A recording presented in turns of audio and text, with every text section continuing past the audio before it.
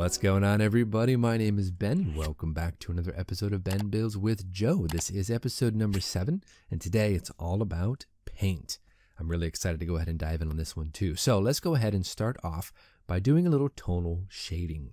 Now I have some whole red and I have some white off camera, so we're going to go ahead and do something very similar to what Strike Eagle Models was doing on his Hurricane. We're going to have a nice random appearance of spots and blotches and just see what we can do in terms of tonal variation. So let's grab our airbrush and give it a shot.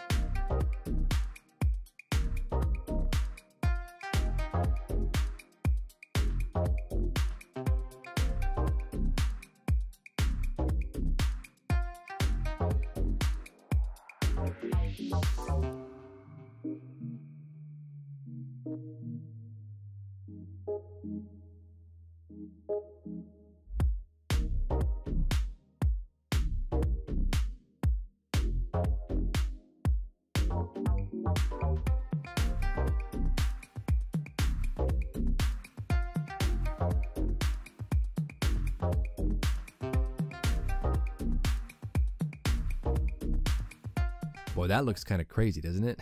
But I think it's going to work out all right. So we have our custom mix of gray-green. We're going to go ahead and airbrush this in very thin coats over the top of this entire surface. And my hope is to do a nice even light coat and do several light coats and build up the color slowly so that I can allow some of the panel shades, the whole red and the white to kind of show through and help tint the top coat. Give that nice subtle tonal variations between panels and panel lines. Now again, this is my custom color of gray-green. So we have 50% JN gray, we have 25% sky, and 25% yellow-green. So let's go ahead and just throw it in the airbrush, give it a nice coat, and just, well, fingers crossed, see what happens.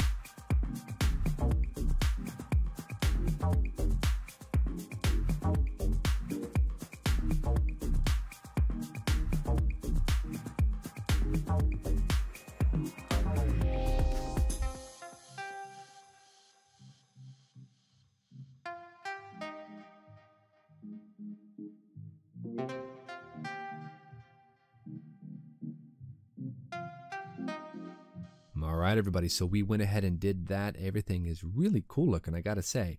We'll put that aside though, let that cure, move over to the markings.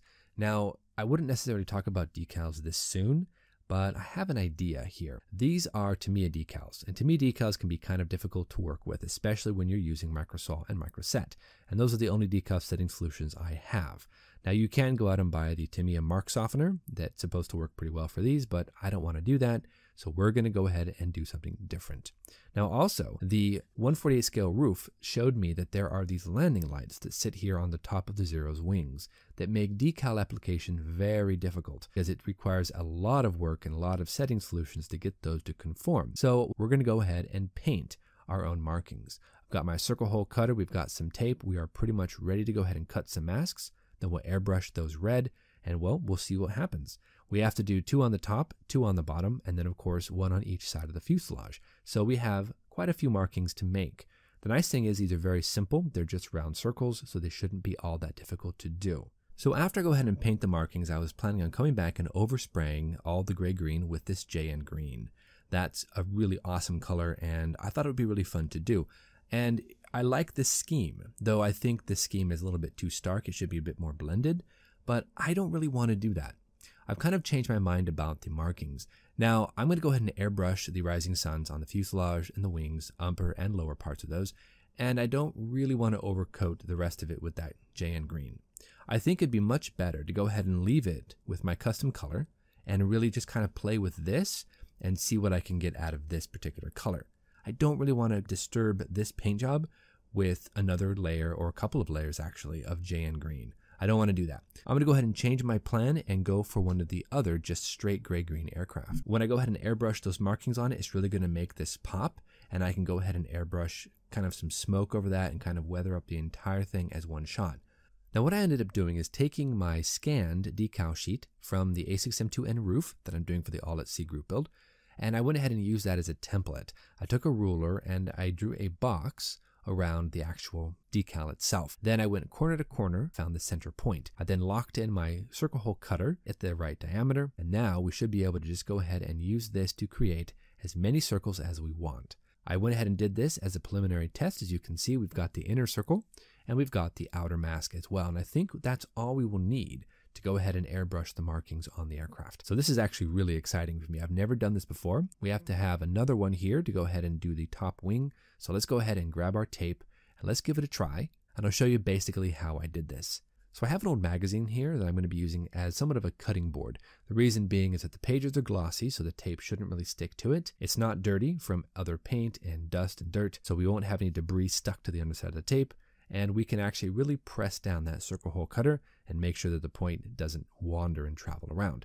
So let's go ahead and press it into the tape, and we're going to give it one turn, full revolution, nice and gentle pressure, making sure we're cutting down through the tape. We'll cut the magazine as well, but that's fine. Now we'll just go ahead and take our X-Acto knife and just pry up the blue. As you can see, we have the outer mask and the inner circle is left on the paper. And that's going to act as a placeholder for the actual marking itself. Now what I'm going to do with that is I'm going to use that as a guide. I'm going to position it on the model where I want it. And that's going to be basically the red sun. Then what I'll do is I'll take the outer part of that mask, I'll stick it down around it so that we surround that center circle.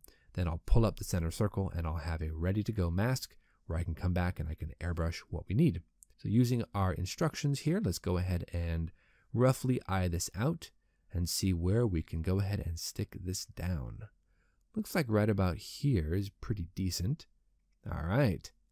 So there we have it. We have one marking pretty much right where we're going to be. Now you have to kind of picture this from being blue to being red, but you get the gist of it. Let's go ahead and grab our second mask and go ahead and place that down.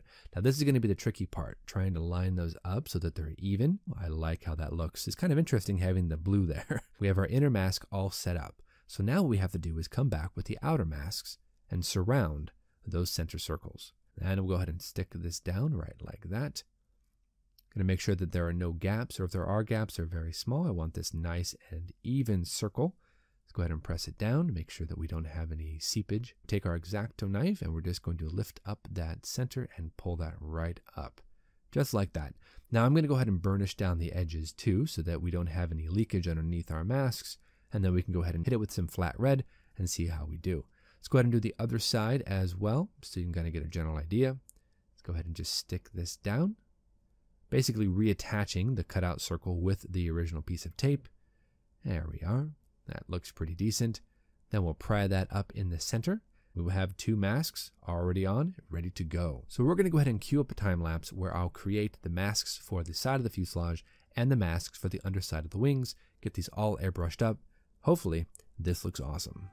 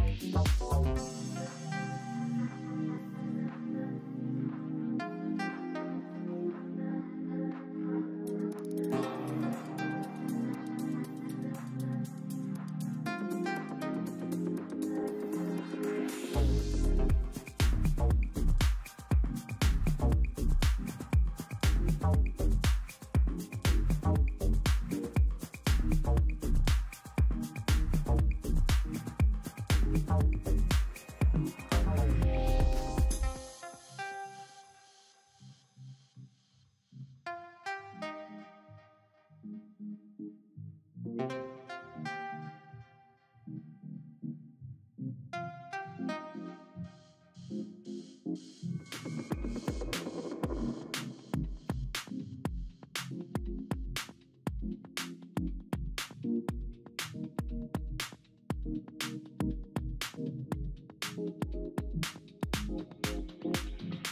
let's go ahead and pull off the last couple of masks here, and then we'll take a look at our handiwork. Already we can tell that this actually turned out to be a lot cleaner and far easier than I thought it was going to be. But again, let's go ahead and pull off this last mask and we'll get the entire impression all at one time. So there we go. Mask is off. Yeah, look at that. This is cool. This honestly, first time I've ever done this, this looks awesome. Now, a good thing to do too is to keep that center circle of your mask, because I have one little area here that got a little bit of paint kind of underneath one of our masks. We can take that inner circle and place it over the marking we just made, and that gives us a perfect mask to make sure that we don't actually get any paint on top of those circles. But we're gonna go ahead and call it quits for today. I think this is a perfect place to stop. The markings are nicely painted on, so now we just let them cure. We can come on back, do a little bit of post shading on those, give it a light coat of red here and there to give us some fade, and I think we're looking pretty decent. Don't forget to go over there and visit Mad Genius Productions. Drop Joe a thumbs up, give him a couple of comments, say hey for me. He's a great builder, and this has been a lot of fun so far. So until then, go out, get yourself some bench time, have some fun, and we'll see you back here on episode number 8 for Ben Builds with Joe, the A6M Model 32 Hamp. Thank you so much, everybody. We'll see you soon.